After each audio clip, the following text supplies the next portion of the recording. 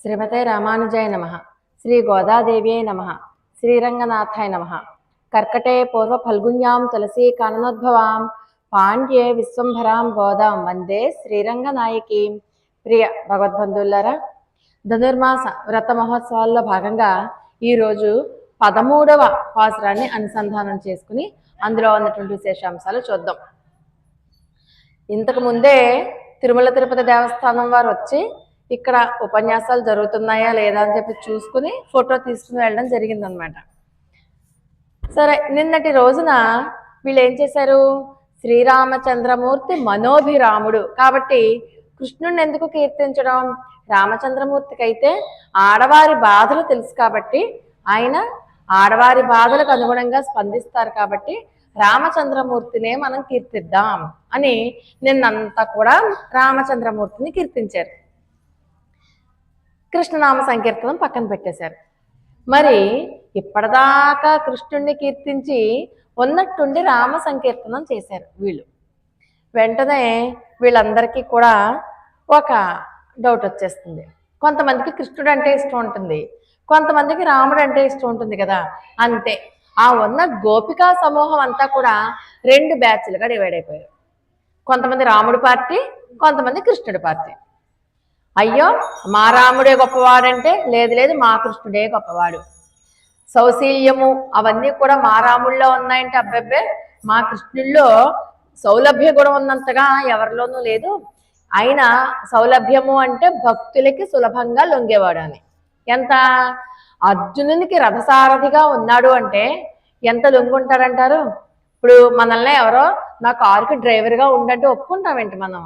అలాంటిది ఆయన రథాన్ని తోలేవాడిగా ఉన్నాడు. ఆయన అంటే తన భక్తుడి కోసం ఎన్ని స్టెప్పుల కిందకి దిగాడు.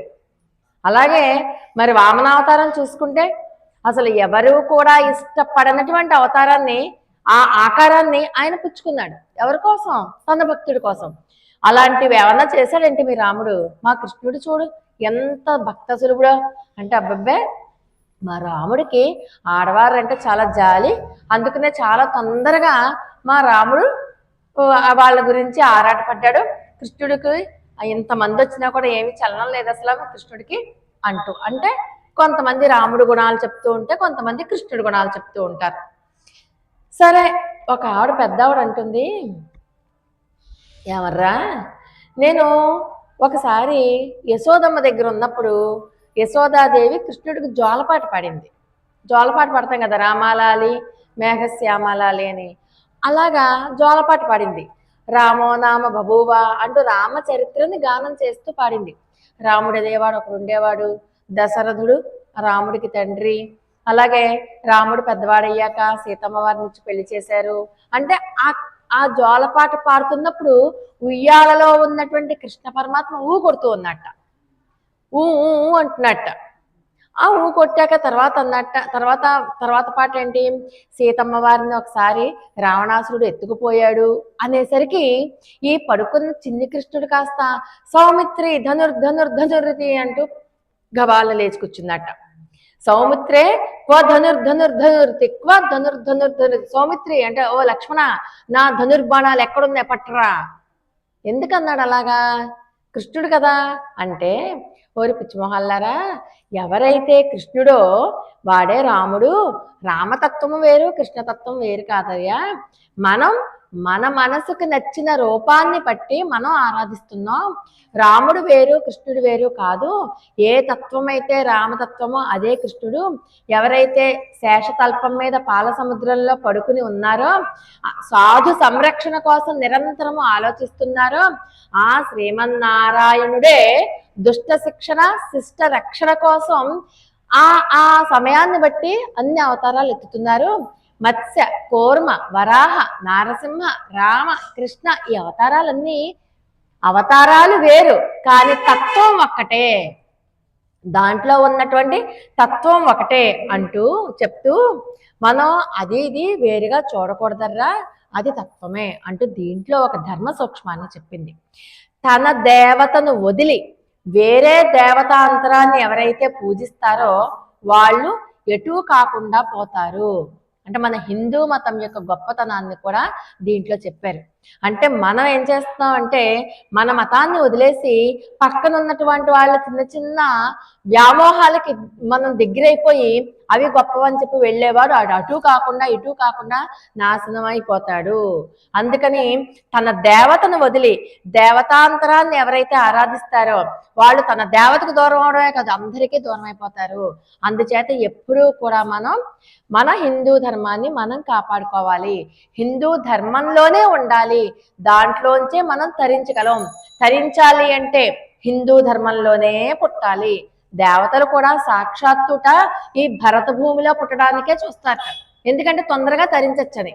అందుచేత ఆ శ్రీకృష్ణుణ్ణి కీర్తిద్దాం, కానీ రామచంద్రమూర్తిని కూడా కీర్తిద్దాం. ఇద్దరు ఒకటే నర్రా అంటూ ఒక పెద్ద ఆవిడ చెప్తారు. సరే, ఇప్పుడు ఏమనుకున్నారు వీళ్ళు? ఇప్పుడు మనం ఉన్నది కృష్ణుడి కాలంలో కదా, ముందు కృష్ణ పరమాత్మని కీర్తించేద్దాం, తర్వాత రాముణ్ణి కీర్తిద్దాం అంటూ ఈ రోజు పాసురంలో ఈ అమ్మాయిట చాలా సౌందర్యవతిట. ఎంతో సౌందర్యం, ఎంత సౌందర్యం అంటే నేత్ర సౌందర్యం ఎక్కువ. చాలా అద్భుతమైనటువంటి కళ్ళుట, పెద్ద పెద్ద కళ్ళు ఉన్న వాళ్ళు చూసి అబ్బాయి ఎంత బాగుందో అమ్మాయి అనుకుంటాం కదా. ఆ నేత్ర సౌందర్యానికి వశపడి కృష్ణుడే వస్తాడు. అందుకని కృష్ణుడు వదిలేసినటువంటి పడుకుని వెళ్ళినటువంటి ఆ పక్కన వాసన చూస్తూ ఆ మంచం మీద అటు ఇటు దుల్లుతున్నటువంటి గోప బాలికని ఈ రోజు మన గోదావరి తల్లి లేపుతుంది అనమాట. అందుచేత ఒక్కసారి మనం పాసురాన్ని అనుసంధానం చేసుకుని అప్పుడు పాసురంలో ఉన్నటువంటి అర్థంలోనికి వెళ్దాం. ఆండాళ్ దివ్య తిరువడిగలే శరణం. புள்ளின்வாய் கேண்டானை பொல்லாவரக்கனை கிள்ளிக்களைந்தானை கீர்த்திமை பாடிப்போய் பிள்ளைகள் எல்லாரும் பாவைக்களம் பொக்கார் வெள்ளி எழுந்து வியாழம் ஒருங்கித்தூம் புல்லும் சிலும்புனிகான் போதரி கண்ணினாய் கொள்ள குளிரக் குடைந்து நீராடாதே பள்ளி கிடத்தையோ பாவாய் நீ நன்னாளால் கள்ளம் தவிர்ந்து கலந்தேல் ஒரெம்பாவாய். ఆండాళ్ దివ్య తిరువడిగలే శరణం. పుళ్ళిన్వాయ్ కేండానై. ఇప్పుడు కృష్ణుడి పార్టీ రాముడి పార్టీ అనుకున్నాం కదా. పుళ్ళిన్వాయ్ కేండానై అంటూ కృష్ణుడి పార్టీ అంటే ఏంటి? అసుర ఆవేశం కలిగినటువంటి బకాసురుని చంపినటువంటి వృత్తాంతాన్ని కీర్తిస్తున్నారు. మా కృష్ణుడు బకాసురుడిని చంపాడు. ఆ బకాసురుడు అంటే ఇదివరకు చూడండి, మన శకటాసుర భంజనంలో రాక్షసుడు ఒక బండిని ఆవహించి కృష్ణ పరమాత్మని అంతం చేయాలని చెప్పి చూశాడు కదా. ఇక్కడ కూడా రాక్షసుడు కొంగ రూపంలో ఒక కొంగను ఆవహించి ఉన్నాడు. అక్కడికి కృష్ణుడు రాకపోతాడా, కృష్ణుడిని అంతం అందించకపోతాడా అని. కొంగ ఎలా ఉంటుంది చూడడానికి? తెల్లగా ఉంటుంది. సామాన్యంగా మనం చిన్నప్పుడు కూడా చదువుకున్నాం, కొంగ జపం చేస్తోంది. కొంగ ఏం చేస్తుంది? దొంగ జపం చేస్తుంది. ఒక కాలెత్తి లటక్కుమని చేప కనబడాలని లటక్కుమని పట్టేసుకుంటుంది. అంటే పాప ఇది జపం చేసుకుంటోంది కదా, శాకాహారి మనల్ని ఏం చేయదులే అని చెప్పి మోసపోయి చేపలు పాపం చాలా ఫ్రీగా తిరుగుతూ ఉంటాయి స్వేచ్ఛగా. అది అదను చూసి ఏం చేస్తుంది? చేపను పట్టేసుకుంటుంది. అంటే దొంగ జపం, అది కొంగ జపాన్ని దొంగ జపం అని అంటారు. పైకి చూస్తే అర్ధనిమీలిత నేత్రాలలో చాలా ఎంతో భక్తి తత్పరుదాల్లాగా కనబడుతుంది కొంగ. కానీ పైకివన్నీ తను ప్రవర్తించే ప్రవర్తన పైకి అలా ఉంటుంది, కానీ మనసులో అంతా దుష్ట ఆలోచన. అది దంభానికి సూచన. దంభం అంటే పైకేమో మంచి వాళ్ళ కనబడతారు, కానీ మనసు అంతా కూడా మంచితనం కాదు. వాళ్ళది ఎలాగైనా సరే ఎదుటి వాళ్ళని అంతం చెయ్యాలన్న ఆలోచన, దాన్ని దంభము అంటారు. అలాంటి రాక్షసుణ్ణి చంపేశాడు. వచ్చాడు కృష్ణుడు, మామూలుగా వచ్చాడు. వస్తే నోరు తెరిచింది, నోరుతో పట్టేసుకుని ఎలాగైనా చంపేద్దామని ఆ నోట్లోనే దూరాడు. దూరి ఆ రెండు దవడల్ని పట్టుకుని చీల్చేసి చంపేశాడు. ఆ రకంగా ఇక్కడ ఏం చేశాడు? కొంగని సంహరించాడు. ఆ వృత్తాంతం చెప్తున్నారు. కొంగ అంటే దంభం అని చెప్పుకున్నాం కదా. ఈ దంభం అంటే ఏంటి? భగవత్ తత్వాన్ని మన నుంచి దూరం చేసేదే. మనల్ని కృష్ణుడు అంతమొందించడం అంటే మనల్ని కృష్ణ పరమాత్మ నుంచి దూరంగా తీసేయలేదు. కృష్ణ పరమాత్మ నుంచి దూరంగా చేసే దుర్గుణాలలో దంభం ఒకటి. అది చాలా అది మనకి మన విరోధి అన్నమాట. మనకి తెలియదు, అంతర్గతంగా ఉన్న విరోధి. ఆ విరోధి ఎలా చచ్చిపోతాడు? కృష్ణుడి పాద పద్మాలను పట్టుకుంటే ఆ దంభం మన నుంచి దూరం అయిపోతుంది. వీళ్ళు అలా కీర్తించగానే వెంటనే మన రాముడు పార్టీ ఉన్నారు కదా, శ్రీరామచంద్రమూర్తి పార్టీ, పొల్లావరక్కనై మా రామచంద్రుడు ఏం చేశాడు తెలుసా? ఈ రావణాసురుని యొక్క తలల్ని తీసేశాడు. రావణాసురుణ్ణి చంపేశాడు, చాలా తేలిగ్గా చంపేశాట. అంటే సీతాదేవిని వదిలి ఉండలేనటువంటి ఎంతో సౌజన్యమూర్తి అయినటువంటి రామచంద్రమూర్తి ఆ సీతాదేవిని అపహరించినటువంటి ఆ రావణాసురుణ్ణి చీల్చేశాడు. ఎలా? ఆ రావణుడు ఏమన్నా మామూలు వాడా? దుష్ట చరిత కలిగినవాడు, దుష్టుడు. సాక్షాత్తు జగజ్జనని లోకపావని సీతమ్మ వారు అలాంటి తల్లినే చెరబట్టినటువంటి దుష్టత రావణుడిది. అందుకని దుష్ట రావణుణ్ణి చంపిన రామచంద్రమూర్తి అంటూ కీర్తిస్తారు. దుష్ట రావణుడు దుష్టత అని ఎందుకు పెట్టారు? జగజ్జనని అయినటువంటి సీతమ్మ వారినే కోరుకున్నాడు కదా, చెరబట్టి తీసుకెళ్ళాడు కదా, అందుకని చెప్పి ఇంకా అంతకంటా గొప్ప పదం వాడలేక దుష్ట అని వాడారట. అటువంటి దుష్టత ఆయనది. అంటే సర్వేశ్వరుడి నుంచి మహాలక్ష్మిని దూరం చేయగలిగినటువంటి దుష్టత ఎవరికి ఉంది అంటే రావణాసురుడికే ఉంది అని చెప్తూ అటువంటి దుష్టుణ్ణి చాలా తేలిగ్గా చంపేసేట. చాలా తేలిగ్గా ఎక్కడ చంపాడు? మనకి రాక్షసుల్లో దుష్టులు మంచి వాళ్ళు కూడా ఉంటారేంటి? ఉన్నారా మంచి రాక్షసులు? చెప్పండి, ఎందుకు లేరు? విభీషణస్తు ధర్మాత్మ. విభీషణుడు ధర్మాత్ముడు కాదేంటి? విభీషణుడు రావణాసురుడు తమ్ముడు కాదేంటి? కానీ తను తెలుసుకుని వచ్చి రామచంద్రమూర్తిని శరణ్ వేడలేదా? అందుకని విభీషణస్తు ధర్మాత్మ. మంచి రాక్షసులు కూడా ఉన్నారు. స్వయంగా అది ఎవరు చెప్పారు? శూర్పణఖే అంటుంది విభీషణుడు ధర్మాత్ముడు అని. అంటే వాళ్ళ అన్న గురించి తనే చెప్తుంది. ఒక అన్నేమో దుర్మార్గుడు, ఇంకొక అన్న ధర్మాత్ముడు అని. అంటే మంచి రాక్షసులు చెడ్డ రాక్షసులు కూడా ఉన్నారు కాబట్టి సాక్షాత్తు శూర్పణఖే విభీషణస్తు ధర్మాత్మ అంటూ కొనియాడింది అనమాట. అందుకని చెప్పి ఈ రోజు ఈ పాసురంలో రావణాసురుడిని దుష్టత చెప్తోంది. మరి మనకి చూడండి, మనకు ఒక అందమైన ఉద్యానవనం, పూల మొక్కలు, చెట్లు ఏవో నాటుకున్నాం. నాటుకుంటే కొన్ని మొక్కలకి పురుగులు పట్టాయి. ఆ పురుగు మిగతా మొక్కలకి పాకకుండా ఉండాలంటే మనం ఏం చేస్తాం? ఏరి పారేస్తామా? పారేమా? మరి ఇక్కడ కూడా రావణాసురుడు అలాంటి వాడే కదా.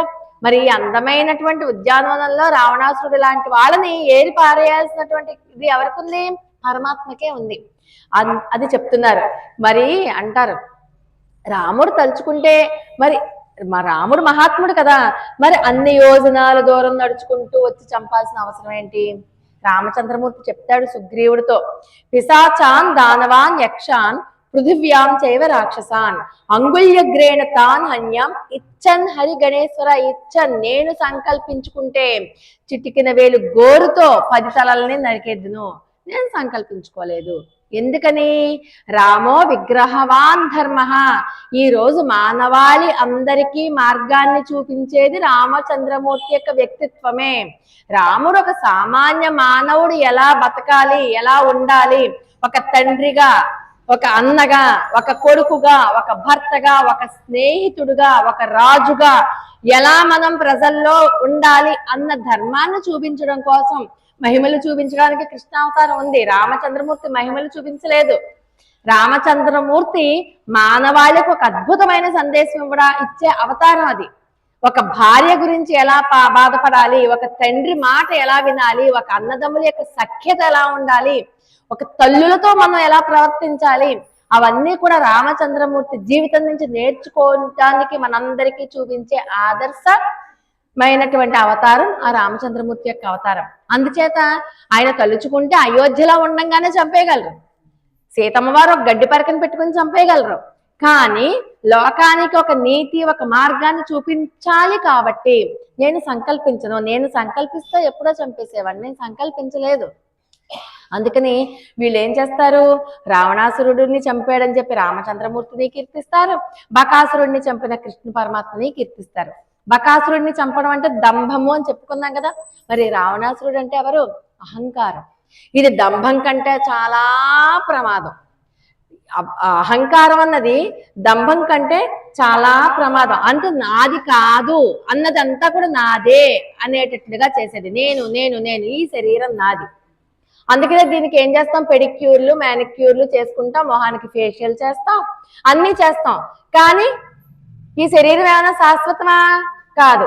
ఈ శరీరం నాది అని అనుకుంటున్నాం కదా మనం, అదే అహంకారం. ఈ నాది అన్నది పోవాలి, నేను అన్నది పోవాలి. నేను అన్నది పోతుందా? మనం పోగొట్టుకోవాలనుకుంటే పోనే పోదు అసలు. అది ఇంకా మనల్ని పట్టి పీడిస్తుంది. నేను, నాది, నా ఆస్తి, నా డబ్బులు, నేను నేను నేను నేను. ఎలా పోతుంది? రామచంద్రమూర్తిని హృదయంలో పెట్టుకుంటే, ఎప్పుడు సర్వకాల సర్వావస్థలందు రామ ఆ 2 అక్షరాలు మన నోట్లోంచి వదలకుండా ఉంటే చాలు. శ్వాస మనం ఎంత బాగా పీలుస్తున్నాం, మనకి ఎవరైనా చెప్తున్నారేంటి శ్వాస పీల్చమని? మరి రామ అనండి అని ఎందుకు చెప్పాలి కదా? శ్వాస పీల్చండి అని ఎవరన్నా చెప్తున్నారా? దానంతటా జరిగిపోతుంది ఆ క్రియ. అలాగే రామ రామ రామ అన్న క్రియ కూడా అలా జరిగిన నాడు ఈ దంభము అహంకారం అనేది మనల్ని వదిలిపోతాయి. కాబట్టి అలాగా కీర్తిస్తున్నారు. కీర్తిమై పాడిపోయి ఇలా పాడుకుంటూ వెళ్దామర్రా మనం. రామచంద్రమూర్తి గుణగణాలను పాడుకుందాం, కృష్ణ పరమాత్మ గుణగణాలను పాడుకుందాం.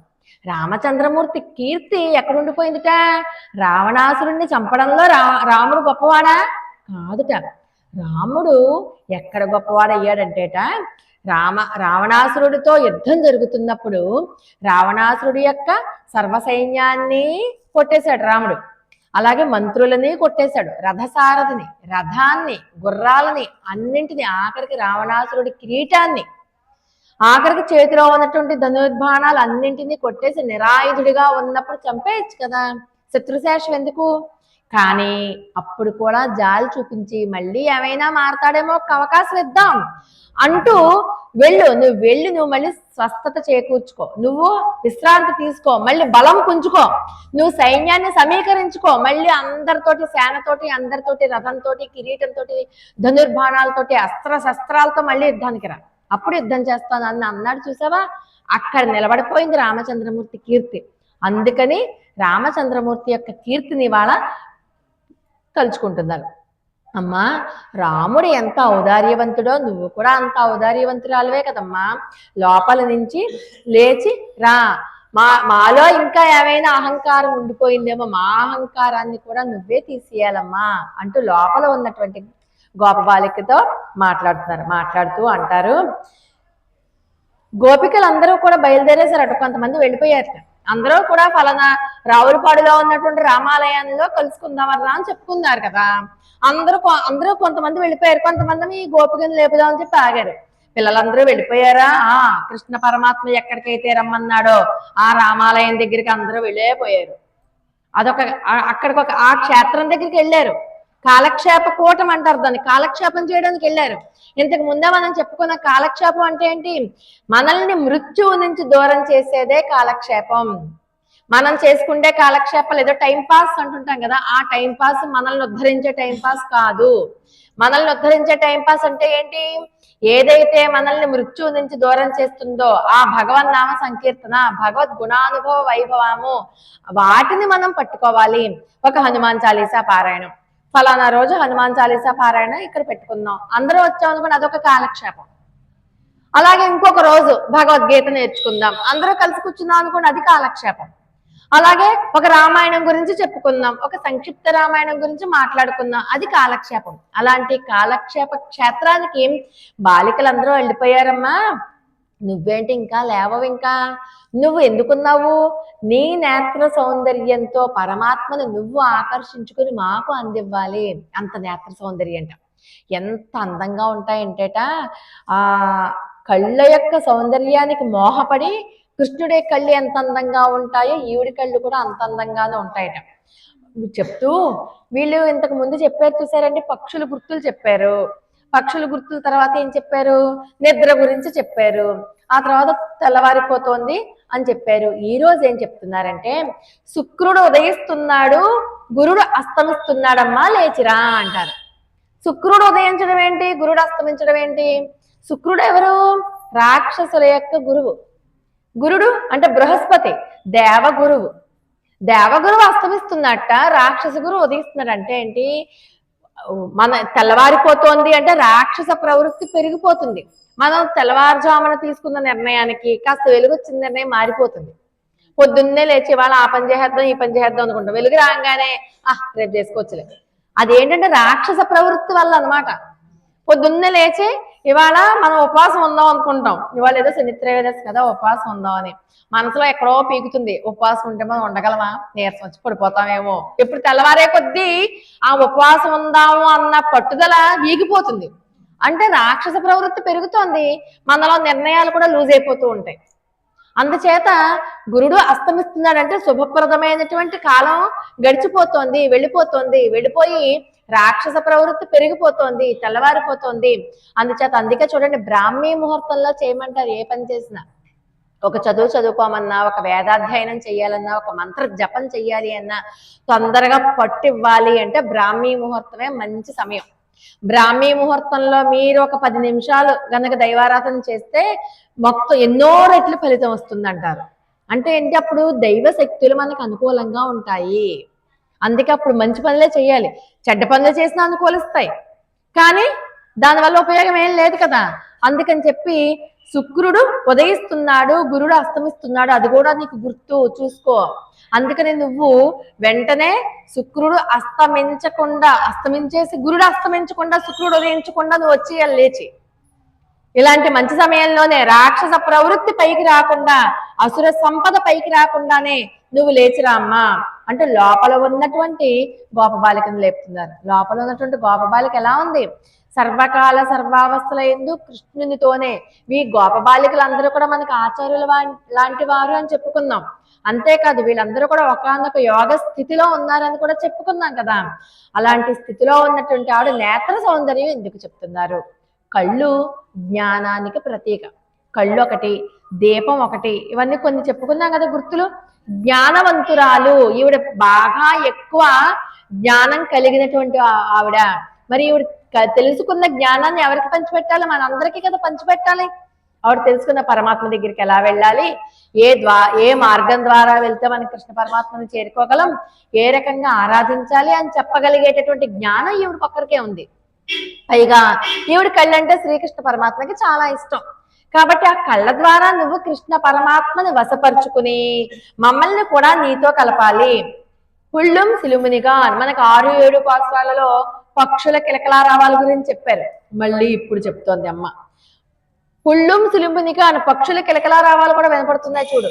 శుక్రుడు ఉదయిస్తున్నాడు, గురుడు అస్తమిస్తున్నాడు అని చెప్తూ పక్షుల కిలకలారావాలు కూడా వినపడుతున్నాయి చూడు. అంటే ఏంటి అర్థం? ఆచార్యుల వారు అరుస్తున్నారట. ఎప్పుడెప్పుడు వాళ్ళ దగ్గరికి శిష్యులు వస్తారో శిష్యులకి జ్ఞానాన్ని పంచిపెడదాము, వాళ్ళని ఉద్ధరిద్దాము, వాళ్ళని పరమాత్మ సన్నిధానానికి తీసుకెళ్దాము అని చెప్తూ జ్ఞానులు మేలుకున్న వెంటనే వాళ్ళ భగవద్ అనుభవాన్ని 10 మందికి పంచిపెట్టాలని చెప్పి వాళ్ళు వేదం చదువుతున్నారు చూసారా. అదేట పక్షుల యొక్క అరుపులు. కాబట్టి అటువంటి పక్షులు అరుస్తున్నారు, మీరు బయటికి రండి అని చెప్పి పిలుస్తున్నారు. పోదరెక్కండి నాయ్, తామర పువ్వుల వంటి కన్నుల కలదానా. మనకి చూడండి, రామచంద్రమూర్తికి కృష్ణ పరమాత్మకి వీళ్ళకి పుండరీకాక్షుడు అని పేరు ఉంటుంది, అవునా కదా. మరి రామచంద్రమూర్తికి ఆ పుండరీకాక్షుడు అని పేరుంటే మరి అమ్మవారికి ఏంటి? అసితేక్షణ. అమ్మవారు కూడా కళలో అందగత్తే సీతమ్మవారు. మరి సీతమ్మవారిని వెతుక్కుంటూ రామచంద్రమూర్తి వెళ్ళాడా? రామచంద్రమూర్తిని వెతుక్కుంటూ సీతమ్మవారు వచ్చిందా? మరి ధనుర్బాణాలు శివధనస్సుని ఎక్కడికి వెళ్ళొస్తాడు? సీతమ్మవారిని వెతుక్కుంటేనే కదా రామచంద్రమూర్తి వెళ్ళి శివధనస్సుని విరిచి సీతమ్మవారిని చేపట్టాడు. ఆ కళ్ళ సౌందర్యంతా ఆ రామచంద్రమూర్తిని తన దగ్గరికి లాక్కొచ్చినట్టుగా లోపల ఉన్నటువంటి గోపబాలిక కళ్ళ సౌందర్యానికిట కృష్ణుడే వస్తాడు అని ఈవిడికిట. రామచంద్రమూర్తి ఎలాగైతే సీతమ్మ వారి దగ్గరికి వెళ్ళాడో కళ్ళ సౌందర్యానికి ఆకర్షితుడయ్యి, అలాగే నా కళ్ళ సౌందర్యానికి కూడా కృష్ణుడే ఆకర్షితుడై ఆయనే వస్తాడు నా దగ్గరికి అన్న ధీమాతో ఈ రోజు ఉన్నటువంటి గోపబాలిక ఉందిట. ఆ నేత్ర సౌందర్యంతో ఉన్నటువంటి ఆనందంతో ఈవిడ హాయిగా పడుకునుందిట. అంటే రామచంద్రమూర్తికి ఎంతటి సౌందర్యమో నేత్ర సౌందర్యం సీతమ్మ వారికి అలాగే కృష్ణుడికి ఎంత నేత్ర సౌందర్యమో ఈ గోపబాలికి కూడా అంతటి నేత్ర సౌందర్యం. ఎవర్రా వచ్చి ఏం చెయ్యాలర్రా? కుళిర కుడైందు నీరాడాదంటే స్నానం చేద్దాం. కుళిర అంటే చల్లగా చల్లబడేటట్టు. అసలే తెల్లవారుజాము అంటే చలి, ఇంకా చల్లగా ఉండాలంటే ఫ్రిడ్జ్ లో నీళ్ళలాగా చల్లగా చల్లబడాలట. అంత ఒంటి మీద పోసుకుంటే పైన చల్లదనం కింద చల్లదనం. అది కాకుండా స్నానం కూడా చల్లటి నీళ్ళల్లో చేయాలట. ఎందుకుట అంత చల్లదనం? ఎందుకు? వీళ్ళ శరీరం ఎలా ఉంది? కృష్ణుడి నుంచి దూరం అయిపోయినటువంటి విరహ వేదన రగిలిపోతుంది, వేడి సెగలొచ్చేస్తున్న తాపంతో. మంచి ఎండలోంచి బయటకు వచ్చామండి మనం, మనకు ఒక్క చెంబుడు నీళ్ళు చన్నీళ్ళు స్నానం చేస్తే బాగుంటుంది. షవర్ దగ్గరికి వెళ్ళాలి, షవర్ తిప్పుకుంటామా తిప్పుకోమా కదా. కానీ వీళ్ళు వేడిగా ఉన్నప్పుడు చన్నీళ్ళు చేయడం కాదు, చల్లగా ఉన్నప్పుడే చన్నీటి స్నానం కోరుకుంటున్నారు. వాతావరణం చల్లగా ఉంది అయినా కూడాట వీళ్ళ శరీర తాపం శ్రీకృష్ణ పరమాత్మని వదిలి దూరంగా ఉండడం చేత తాపం పెరిగిపోతుంది, విరహ తాపం పెరిగిపోతుంది. కృష్ణ పరమాత్మని దూరంగా ఉండడం వల్ల విరహ తాపం పెరిగిపోతుంది. ఆ తాపం చల్లారంటే మామూలు నీళ్ళు సరిపోవు, చల్లగా ఉండాలట. ఆ చల్లదనంలో ఉన్నటువంటి స్నానం చేస్తే చల్లగా ఉన్నటువంటి నీటిలో శరీర తాపం చల్లారుతుంది. అది ఎటువంటి స్నానం? ఇంతకు ముందే మనం చెప్పుకున్న ముకుందమాలలో కులశేఖరాల వారు చెప్పుకున్నారు. కరచరణ సరోజే కాంతి మన్నేత్ర మీనే శ్రమముషి భుజ వీచి వ్యాకులే గాధమార్గే హరి సరసి విగాయ పీయ తేజో జలోగం భవమరు పరిఖిన్న ఖేద మధ్య త్యజామి. హరి అనే సరస్సులో మునిగి స్నానం చేయాలి. శ్రీకృష్ణ పరమాత్మే ఉంటాడు తనలో, తన రెండు బాహువులతోటి. తను ఎలా గనక ఆ నీటిలో మనల్ని ఆలింగనం చేసుకుంటేనే మన శరీరానికి ఉన్నటువంటి తాపం చల్లబడుతుంది. శ్రీకృష్ణ విరహతాపం ఎప్పుడు చల్లబడుతుంది? శ్రీకృష్ణుడే మనల్ని పట్టుకుంటే, మనల్ని కౌగలించుకుంటే, మనల్ని ఆలింగనం చేసుకుంటే అప్పుడే కదా తాపం చల్లారుతుంది. కాబట్టి అటువంటి సరస్సులో మునకలు వేయించగల శక్తి నీకే ఉందమ్మా. స్నానం అంటే ఏంటి? ఇక్కడ మనం పోసుకుంటే 2 చెంబుల స్నానం కాదు, భగవత్ సంశ్లేషణము, భగవద్ గుణానుభవ వైభవము. మనం నిత్యము ఈ గంట సేపు భగవద్గుణాలు వింటూ మునుగుతున్నాం కదా రోజు. ఇదే స్నానం అంటే. భగవంతుని లీలలు వింటున్నాం కదా.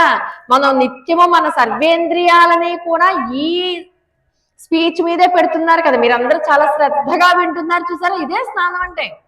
స్నానం గోపికలు కదా మనం చేస్తున్నాం కదా రోజు. ఎవరైతే గంట సేపు కదలకుండా ఇక్కడే కూర్చుని భగవద్గుణాలను వింటున్నారు చూసారా, ఇలాంటి స్నానమే. ఇటువంటి స్నానం మాకు కావాలమ్మా.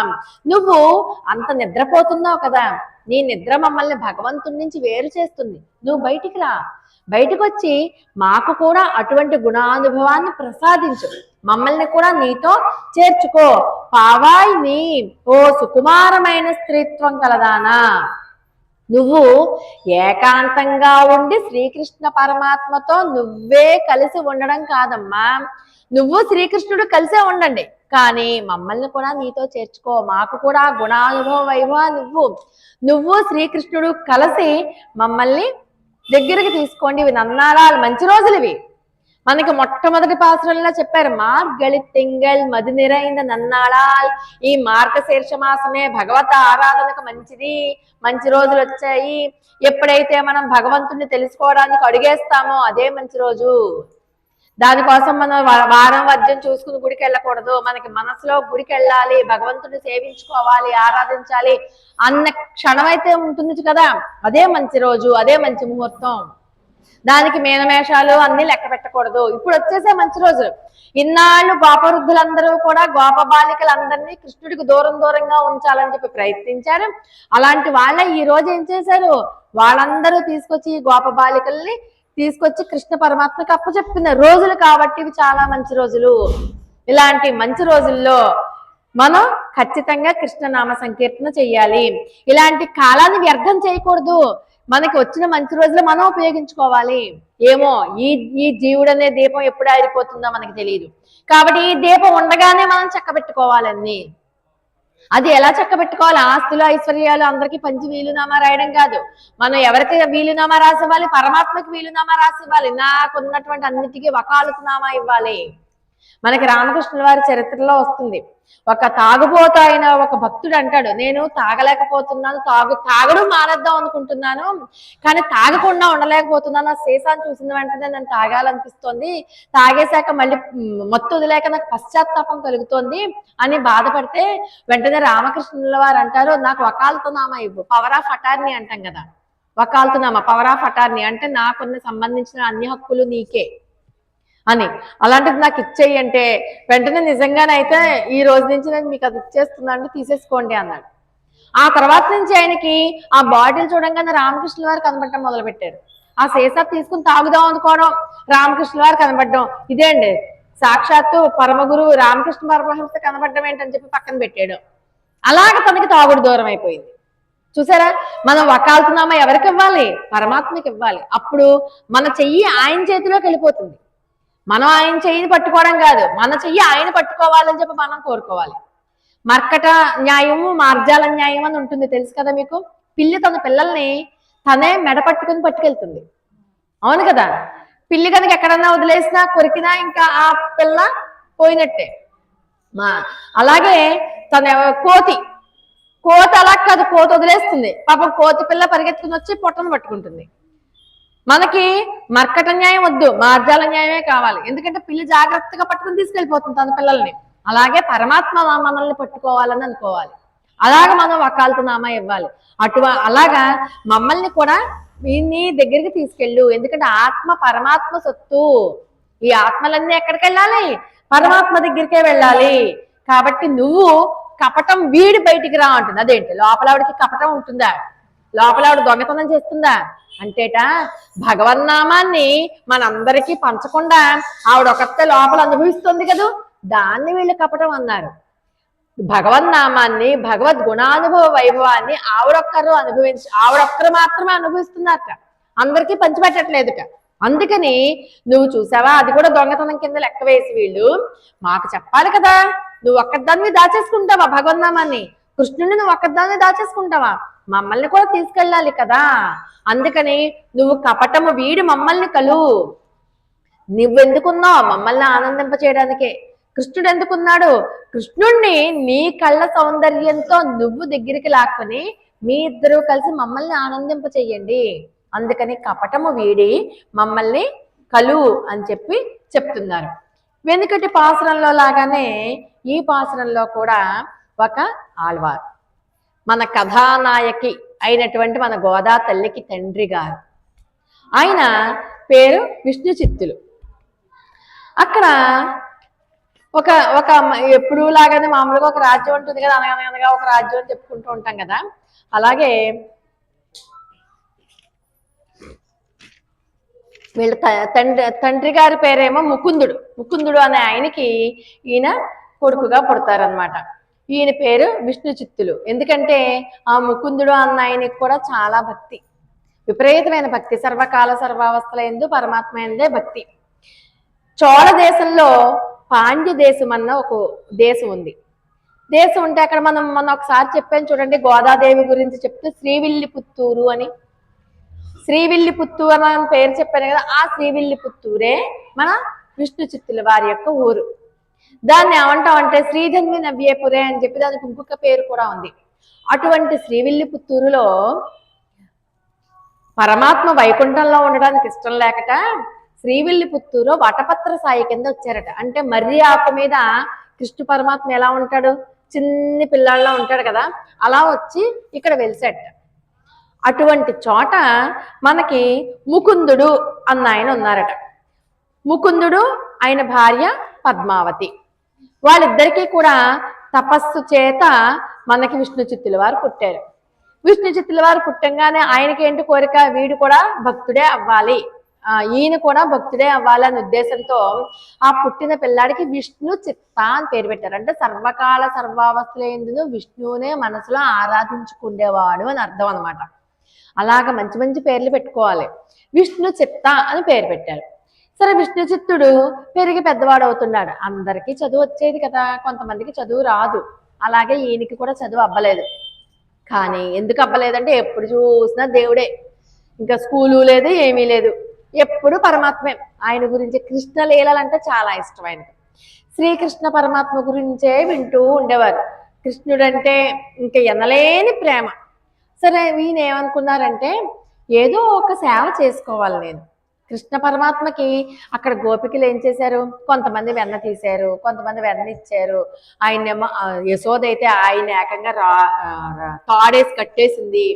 అలాగే కొండలు పగలగొట్టాడు, వీళ్ళతో జలకాలు ఆడాడు, వీళ్ళకేమో తులసి మాలలు మెళ్ళలో మాలలు వేసారు. అన్ని రకాలుగా గుర్తొచ్చాయి ఈయనకి. తను కూడా దాస్య భావమే అనుసరిస్తే బాగుంటుంది, నేను సేవ చేసుకోవాలి అని చెప్పి ఏ సేవ చేసుకుంటే బాగుంటుంది అని నాకు గుర్తొచ్చి, పరమాత్మ భగవద్గీతలో పత్రం పుష్పం ఫలం తోయం అని చెప్పారు కదా. పత్రం అంటే ఆకైనా సమర్పించండి అని అన్నారు. ఎలాగో వటపత్ర సాయి అంటే పత్రం మీద ఉన్నటువంటి స్వామి, పుష్పం, ఇదేదో బాగుంది, నాకు పుష్పమాలికలు అల్లడం బాగా వచ్చు, కాబట్టి నేను నిత్యము కూడా కృష్ణుడికి వటపత్ర సాయికి పుష్పమాలలు సమర్పిస్తాను. ఆయన బాగా కడతారట మాలలు, చాలా అందంగా కడతారట. అందుకని అది సేవగా ఒక కమిట్మెంట్ అన్నమాట. అంటే నేను ఇవాళ నేను ఒక నిర్ణయం తీసుకున్నానండి. నిర్ణయం ఏంటి? నేను రోజు దేవుడికి నా చేతులతో దండ వేయకుండా పచ్చి గంగ కూడా ముట్టను అని, అలా కమిట్మెంట్ అన్నమాట. రోజు ఆయన మొట్టమొదటి చేసే పని ఏంటి? వెళ్ళడం, మంచి మంచి పొద్దున్నే మంచి మంచి పువ్వులు, తులసి దళాలు ఇవన్నీ ఏరుకోవడం, తెచ్చుకోవడం, చక్కగా అందమైన మాలలు కట్టడం, ఆ మాల తిని తర్వాత ఆయన గుళ్ళోకి వెళ్ళినప్పుడు అక్కడ ఉన్నటువంటి అర్చకులకి సమర్పించడం, అర్చకులేమో మాలను వేయడం. ఇదే ఆయనకు తెలిసి ఇంకేమీ తెలియదు. ఆయన ఒక శాస్త్రం ఏమీ చదువుకోలేదు. ఆయన సర్వకాల సర్వావస్థలందు వటపత్ర సాయిని, ఆయన నామాన్నే, ఆయనకేమో శ్లోకాలు రావు, వేదం చదువుకోలేదు, ఏ రక మంత్రపుష్పం రాదు, ఏమీ రావు. కాకపోతే ఇది ఒక్కటే కదా వచ్చు, అదే చేస్తూ ఉండేవారు. సరే, విల్లుపుత్తూరులో ఏమైందంటే, ఒక పాండ్య దేశంలో వల్లభదేవుడు అనే ఒక ఆయన వల్లభదేవుడు అంటే రాజుగారు, మరి మారు వేషం వేసుకుని వెళ్తూ ఉంటారు కదా. అలా వెళ్తూ వెళ్తూ అసలు ప్రజల బాగోగులన్నీ చూస్తూ ఉంటూ ఒక అరుగు మీదకి వస్తారు. ఆ అరుగు మీద ఒక పండితుడు ఉంటాడు. ఆ పండితుడిని చూసి ఏదైనా ఒక మంచి పద్యం చెప్పండి అని అంటారు. ఆ రోజుల్లో అలా ఉండేవి కదా, అరుగుల మీద పడుకోవడం, మాట్లాడుకోవడం అలా ఉండేవి కదా. ఈయన మారు వేషంలో ఉన్నాడు కాబట్టి ఈయన రాజుగారు అని అతనికి తెలియదు. సరే, ఏదో చెప్తాడు ఆయన. వర్షార్థమష్టో ప్రైతేత మాసాన్ని, అంటే వర్షాకాలం రాకముందే మనం సంపాదించుకునేవేవో సంపాదించుకోవాలి, ముసలితనం రాకముందే యవనంగా ఉన్నప్పుడే మనం ఏదైనా చేసుకోవాలి, చనిపోవడానికి ముందే ఇక్కడే మనం పుణ్యం సంపాదించుకోవాలి, దానికి సంబంధించిన ఒక శ్లోకం చెప్తారు. ఈయన ఆలోచనలో పడి, ఈయన గొప్ప ధార్మికుడు, ఈ రాజుగారు గొప్ప ధార్మికుడు, ఆయన ఆలోచనలో పడతారు. అవును, మోక్షాన్ని ప్రసాదించేవాడు ఎవడు, ఎవరి చేత మనకి మోక్షం వస్తుంది, పరతత్వం ఏది, ఎలాగన్నా సరే రేపు అడగాలని చెప్పి అనుకుని అదే ఆలోచిస్తూ పడుకుండిపోయాడు. పొద్దున్నే లేచి వాళ్ళకు ఉన్నటువంటి పండితులు ఉంటారు కదా, ఆస్థాన పండితులు ఉంటారు కదా, ఆస్థాన పండితుల పేరు సంపత్పూర్ణులు, ఆయన్ని పిలిచి తన యొక్క సందేహాన్ని చెప్తారు. అది కాదండి, నేను ఒక్కడనే కాదు కదా పండితుడిని, మన రాజ్యంలో చుట్టుపక్కల రాజ్యాల్లో పండితులు చాలా మంది ఉన్నారు, వాళ్ళందరూ కూడా పరతత్వ నిర్ణయం వాళ్ళు ఏం చేస్తారో మనం అడుగుదాం, ఒక్కళ్ళ అభిప్రాయం తీసుకోకూడదుగా పరతత్వ నిర్ణయం చేసేటప్పుడు, అందుకని మొత్తం పండితులందరినీ రమ్మందాం అని మొత్తం చాటింపు వేయించారు. మొత్తం పండితులందరూ వస్తారు. ఇక్కడే మన వటపత్ర సాయి అయినటువంటి స్వామి ఒక లీల చేశారు. ఈయన నిస్వార్థంగా నిష్కల్మషంగా విష్ణు చిత్తుల వారు ప్రతిరోజు నాకు మాల సమర్పిస్తున్నారు. ఆయనకి ఇంకేమీ లేదు, కేవలం నేను మాత్రమే ఆయనకున్నాను కాబట్టి ఆ పరతత్వ నిర్ణయం ఏదో ఈయన ద్వారా చేయించాలి అని ఒక లీల చేద్దామని చెప్పి విష్ణు చిత్తుల వారికి కళలో కనబడతారు స్వామి. విష్ణు చిత్త, నువ్వు పాండ్య దేశంలో వల్లభరాయల ఆస్థానానికి వెళ్ళు, అక్కడ నేనే పరతత్వము, మోక్షాన్ని ఇచ్చేవాడు శ్రీ మహావిష్ణువే అంటూ నువ్వు అక్కడ పరతత్వ నిర్ణయం చెయ్యి. అక్కడ వల్లభరాయలు ఏం చేశారు, ఎవరైతే పరతత్వ నిర్ణయం చేస్తారో అక్కడ ఒక పెద్ద స్తంభం ఒకటి కట్టారు, స్తంభానికి కాసుల మూట కట్టారు. ఎవరైతే పరతత్వ నిర్ణయం చేస్తారో సరిగ్గా ఎవరి నిర్ణయం అయితే సరైందో దాని అంతటా అదే ఊడి పడిపోయి వాళ్ళ దగ్గర పడుతుంది అనమాట ఆ మూట, ఎవరు ఇవ్వక్కర్లా. అర్థమైందా? దానంతటా అది పడాలి, మనం తీసి మూట ఇవ్వడం కాదు. అలాగా అక్కడ పరతత్వ నిర్ణయం చెయ్యి, ఆ కాసుల మూట నువ్వు తీసుకో అంటే కల్లోనే అంటారనమాట విష్ణు చిత్తుల వారు, స్వామి వటపత్ర సాయి నాకేమొచ్చయ్యా, నేను నిశానిని, నాకు ఏమీ రాదు కదా, నాకు తెలిసిందల్లా పూలదండలు అల్లడం నీకు సమర్పించడం ఇది ఒకటే కదా తెలుసు, నాకు ఇంకేమీ తెలియదు అంటే ఏం పర్వాలేదు, నువ్వు నిమిత్త మాత్రంగా ఉండు, చేసేదంతా నేను చూసుకుంటాను, నేను చెప్పింది నువ్వు చెయ్యి అన్నారు. అంతే, కల్లో కదా తెల్లవారు లేచారు, కళ వచ్చింది, అమ్మో ఇదంతా ఊహించుకున్నారు ఈయన. మరి కళలో అయినా సరే చూడండి, మనం అయితే కళే కదా మనం వెళ్తామేంటి, వెళ్ళం, కానీ అనే కదా ఆ కళే నిజం అని చెప్పి నమ్మి ఆయన ఆజ్ఞ ప్రకారం వెంటనే వెళ్ళారు. ఆయన వెళ్తే ఈయన ఆ రాజప్రసాదంలోకి వెళ్ళంగానే, ఆ ప్రాంగణంలోకి వెళ్ళంగానే, ఆ సభలోకి ఎంటర్ అవ్వగానే చుట్టుపక్కల వాళ్ళందరూ కూడా గేలి చేస్తారు, హేళన చేస్తారు. ఎందుకంటే ఈయన చదువుకున్నారా లేదా మా పండితులందరికీ తెలుసు కదా. అందుకని అదేంటి ఏమీ రాని వాడు ఇక్కడికి వచ్చాడేంటి, వాడికి ఏమి ఇంకా ఎలా మాట్లాడారంటే అన్ని దుర్భాషలు ఆడేశారు ఆయన. కానీ రాజుగారు మంచి ఆయన, పండితుడు, ఆ ఆస్థాన పండితుడు కూడా మంచి ధర్మం తెలిసిన వాళ్ళిద్దరు ఏమంటారంటే అభ్యాగత స్వయం విష్ణువు, ఈయనకి అసలు కబురు వెళ్ళలేదు, కబురు వెళ్ళకపోయినా వచ్చారు అంటే సాక్షాత్తు శ్రీ మహావిష్ణువుతో సమానం. మన ఇంటికి అతిథులు వచ్చారనుకోండి, అతిథి దేవోభవ ఓకే, కానీ పిలవకుండానే మనకి తెలియకుండానే అతిథులు సడన్ గా వచ్చారనుకోండి, అభ్యాగత స్వయం విష్ణువు, వాళ్ళు విష్ణుమూర్తితో సమానం. కాబట్టి వాళ్ళని ఇంకా జాగ్రత్తగా మనం అతిథి మర్యాదలు చేసి పంపించాలి. అందుకని అభ్యాగత స్వయం విష్ణువు అని చెప్పి ఆ రాజుగారు, ఆ రాజపురోహితులు ఆయనకి ఎదురెళ్ళి ఆయనకి ఆసనాన్ని చూపించి కూర్చోమన్నారు. కానీ చుట్టుపక్కల వాళ్ళందరూ కూడా ఇష్టం వచ్చిన మాటలు మాట్లాడతారు. ఈయనకి ఏమీ రాదు, ఒక వేదం చదువుకున్నారా, అసలు వేదం అన్న మాట పలకడం కూడా వచ్చినా ఈయనకి అంటూ, అసలు ఒక శ్లోకం రాదు, ఒక వేదం రాదు, మంత్రపుష్పం రాదు, దేవుణ్ణి ఆరాధించడం రాదు, ఇలాంటి ఆయన ఈ సభలోకి వచ్చి ఏం పరతత్వం చేస్తాడు, అది ఇది అని అంటే వాళ్ళు ఆ నిందని వీళ్ళు భరించలేకపోయారు. రాజుగారు, రాజపురోహితుడు ఆగండి అని చెప్పి, స్వామి మీరేం చెప్తారో చెప్పండి. వీళ్ళందరూ చెప్పారు, అది కింద పడలా, మీరేం చెప్తారో చెప్పండి అంటే ఒక్కసారి అక్కడ ఉన్నటువంటి వటపత్ర సాయిని తలుచుకుని అలాగా ఉన్నారో లేదో, ధ్రువుడికి శంఖం తాకిస్తే విష్ణుమూర్తి ఎలాగైతే ధ్రువుడికి జ్ఞానం వచ్చిందో అలాగా ఒక్కసారి వటపత్ర సాయిని తలుచుకున్న వెంటనే వేదాంగాలు, ఉపనిషత్తులు, సకల శాస్త్రాలు అన్నీ కూడా ఈయనకి స్ఫురణకు వచ్చేసాయట. చూడండి ఎంత అదృష్టం. ఆయన నోటితో చెప్పేసి, ఆయనకి ఏం చెప్తున్నారో కూడా తెలియలేదు, ఆయన నోటితో చెప్పేస్తున్నారు పరతత్వ నిర్ణయం అంతా. ఈయన చెప్పి ఆగంగానే టప్పని మూట కింద పడింది. అంతే, వెంటనే ఈయనకి సన్మానం చేసి, సన్మానం చేయడమే కాదు, గజం పెద్ద ఏనుగు మీద, ఏనుగు అంబారీ మీద, పల్లకి మీద ఊరేగిస్తారు. ఏనుగు మీద తన శిష్యుడు అందరిలో, ఇప్పుడు చూడండి ఇప్పటిదాకా ఈయనకి గౌరవం లేదు, ఎవరు గౌరవం ఇవ్వలేదు మరి ఇప్పటిదాకా. అలాంటి ఆయనకి పరమాత్మే ఒక మిషన్ కల్పించి ఆయన నలుగురిలోనూ గుర్తింపబడేలా చేసి, మరి రాబోయే గోదాదేవికి తండ్రి గారు కదా, ఆ విషయం మరి అందరికీ లోకానికి చెప్పాలి కదా. అందుకని మనం పరిపూర్ణ శరణాగతి చేస్తే పరమాత్మ మన సమస్యల్ని ఎలా ఈయన కీర్తి కోరుకోలేదు, ధనం కోరుకోలేదు, ఏమీ కోరుకోలేదు, కానీ ఆయన నిష్కల్మషమైన భక్తికి వసుడైపోయాడు పరమాత్మ. వసుడైపోయి ఈయన్ని అందరిలోకి కూడా గొప్పగా చూపించారు. చూపించి వెంటనే ఏనుగు మీద ఊరేగిస్తారు. ఏనుగు మీద ఊరేగుతుంటే సాక్షాత్తు శ్రీమన్నారాయణుడే తన పరివారంతో సహా గరుడ వాహనారూఢుడై మొత్తం పరివారంతో సహా తన శిష్యుడి యొక్క గొప్పతనాన్ని చూద్దామని చెప్పి కళ్ళారా వచ్చి చూసేశారు. చూస్తే ఆయన కేవలం ఈయనకే కనబడుతున్నారు, కానీ ఈయన ప్రేమ ఎలా ఉందో చూడండి. అమ్మో, ఆయన అందరూ చూసేస్తున్నారు, ఆయనకి దిష్టి తగులుతుందేమోనని చెప్పి పల్లాండు పల్లాండు పల్లా ఎరత్తాండు పలత్తోరు నోరాయిరం అంటూ ఆయనకి ఆశీస్సులు చెప్పారు. పరమాత్మకి ఎవరైనా ఆశీస్సులు చెప్తారా? మనం ఇవ్వగలమా పరమాత్మకి ఆశీస్సులు? నువ్వు క్షేమంగా ఉండి పరమాత్మ అనగలమా? ప్రేమ చేత అనగలము, ప్రేమ చేత మనం అనొచ్చు. నీకెటు ఎవరి దిష్టి తగలకుండుగాక, నీ మీద ఎవరి కళ్ళు పడకూడదు, నువ్వు క్షేమంగా ఉండాలి, నువ్వు ఆనందంగా ఉండాలి అంటూ పరమాత్మ మీద అప్పటికప్పుడు 12 పాసురాలు, పల్లాండు పల్లాండు అని చెప్పి 12 పాసురాలు అసువుగా చెప్పేశారు ఆయన. ఇంకా చూడండి ఆయన ఈ లోపల ఏమైంది మరి, వటపత్ర సాయి ఆలయంలో అర్చకులకు కూడా పరమాత్మ స్వప్నంలోనే ఆదేశం ఇచ్చారు. ఇలా విష్ణు చిత్తుల వారు ఏనుగు అంబారి మీద ఊరేగుతూ వస్తున్నారు, ఆయనకి సముచిత రీతిలో మీరు గౌరవ సత్కారాలు చేయవలసింది అని. వెంటనే ఆయన వచ్చేసరికి వీళ్ళందరూ రెడీగా ఉన్నారు, పళ్ళెలతోనూ, దండలతోనూ, శాలువాలతోనూ, వీళ్ళ పుష్పగుచ్చాలతోనూ. వెంటనే ఈయనకి అఖండమైనటువంటి స్వాగతం చెప్తే ఆయన ఏమీ చూసారా, ఈయన మనసులో దంభం గాని అహంకారం గాని ఏమీ లేదు. మనం వెనుక మనం చెప్పుకున్నాం కదా కొంగ గురించిను రావణాసురుడి గురించి. దంభము అహంకారము లేని వాడైన విష్ణు చిత్తుల వారు వెంటనే దిగే ఆయనకి వచ్చినటువంటి సకల సంపద కూడా వటపత్ర సాయికి ఇచ్చేశారు. మనం ఇవ్వగలమండి అలాగా?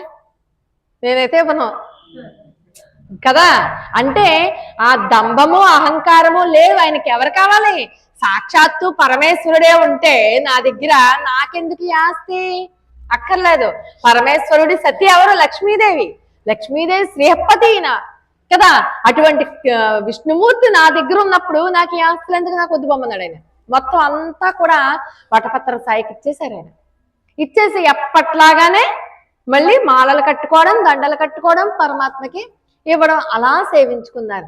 అందుకని చెప్పి ఈయన కళ్ళతోటి బెదురు చూపులు చూస్తూ ఎక్కడ దిష్టి తగులుతుందో పరమాత్మకి ఆ ఉపమానం ఒకటి, దంభమో అహంకారము లేకపోవడం ఒకటి, ఇవన్నిటి దృష్ట్యా ఈ రోజు లేపుకున్నటువంటి గోపబాలిక సాక్షాత్తు విష్ణు చిత్తులు వారే అని చెప్తూ మన గోదా తల్లి ఈ గోపబాలికని తన ఈ గోష్ఠిలో చేర్చుకుని ముందుకు సాగారనమాట. రేపటి పాసురంలో ఇంకొక గోపబాలిక, చాలా అద్భుతమైనటువంటి కథ. రేపైతే మాత్రం రేపు ఎల్లుండి కూడా చాలా అద్భుతంగా ఉంటాయి. అంటే ఇప్పటికి మనం ఎంతమంది గోపబాలికలను లేపాం? 8 మంది గోపబాలికలను లేపాం. రేపు 9వ గోపబాలిక, ఎల్లుండి 10వ గోపబాలిక. నిన్నటి రోజున ఎవరిని లేపాం మనం? కులశేఖరాల వారిని లేపాం. కులశేఖరాల వారికి వెంకటేశ్వర స్వామి యొక్క పగడపు వంటి పెదం అంటే ఇష్టం. నీ పెదాన్ని చూస్తూ నేను జీవితాన్ని చాలించాలనుకుంటున్నానని చెప్పుకున్నాం కదా. ఏంటంటే అక్కడ మనకి వెంకటేశ్వర స్వామి వారి యొక్క దర్శనం చేసుకుంటున్నప్పుడు మనం చూడండి, నిజపాద దర్శనం కానీ, లేకపోతే సుప్రభాత సేవ కానీ, అర్చనానంతర సేవ కానీ వెళ్తున్నప్పుడు గుమ్మం దాకా వెళ్ళిపోతాం. మామూలుగా అయితే జయ విజయాల దగ్గర నుంచి వెనక్కి వెళ్ళిపోతాం దర్శనానికి. స్పెషల్ దర్శనాలు ఉన్నప్పుడు కొంచెం లోపలికి వెళ్తాం. అంటే ఇంచుమించుగా కులశేఖర పడి ఇక్కడ గుమ్మం ఉంటుంది కదా, వెంకటేశ్వర స్వామి దగ్గర ఉన్నటువంటి ఆ గుమ్మాన్ని కులశేఖర పడి అంటారు. అంటే కులశేఖరాల వారే గడప రూపంలో సర్వకాల సర్వావస్థల యందు వెంకటేశ్వర స్వామి యొక్క దివ్యమంగళ విగ్రహం చూస్తూ ఉండేలాగా వెంకటేశ్వర స్వామి వరమిచ్చారు. అందుకని ప్రతి వెంకటేశ్వర స్వామి ఆలయంలో మొట్టమొదటి గడప కులశేఖరాల వారు. అందుకనే ఆ గడపని తొక్కరు, ముట్టుకోరు, దండం పెట్టుకుంటారు. అది దాటి మనకి అంత దగ్గరికి వెళ్ళే అవకాశమే ఉండదు. అంతవరకు కేవలం రాష్ట్రపతి గారికి మాత్రమే అవకాశం ఉంటుందని విన్నాను. అంతవరకే అర్చక స్వాములకి తప్ప ఎవరికి కూడా అంతవరకు వెళ్ళరు. కానీ మనం నిజపాల దర్శనం ఇలాంటి స్పెషల్ దర్శనాలు చేసుకున్న తర్వాత కొంచెం దగ్గరగా వెళ్ళి స్వామివారి యొక్క పాదాలు దండం పెట్టుకు రావచ్చు. కులశేఖర పడి ఒక్కసారి మీ అందరికీ తెలిసే ఉండొచ్చు ఈ విషయం. ఒకసారి వెళ్ళినప్పుడు ఆ కులశేఖర పడికి కూడా కులశేఖరాల వారి దివ్య తిరువడిగలే శరణం అంటూ నమస్కారం చేసుకోండి. ఈ రోజు ఈ విష్ణు చిత్తుల వారు సాక్షాత్తు పరమాత్మని సేవించారు కాబట్టి ఈయన మిగతా ఆళ్వార్లందరికీ కూడా పెద్ద ఆళ్వార్ అని చెప్పి గౌరవం ఇచ్చారు. మిగతా 9 మంది ఆళ్వార్లు కూడా ఒప్పుకున్నారు కూడా. అందుకని పెరియ ఆళ్వార్ అంటారు. పెరియ అంటే పెద్ద అని. పెరియాళ్వార్ అన్న, భట్టనాదులు అన్న, విష్ణు చిత్తులు అన్న ఈయనే కాబట్టి పెరియాళ్వార్ దివ్య తిరువడిగలే శరణం. ఆండాళ్ దివ్య తిరువడిగలే శరణం. స్వస్తి ప్రజాభ్య పరిపాలయంతాం న్యాయేన మార్గేణ మహిం మహిషాః. గో బ్రాహ్మణేభ్య శుభమస్తు నిత్యం. లోకా సమస్తా సుఖినో భవంతు.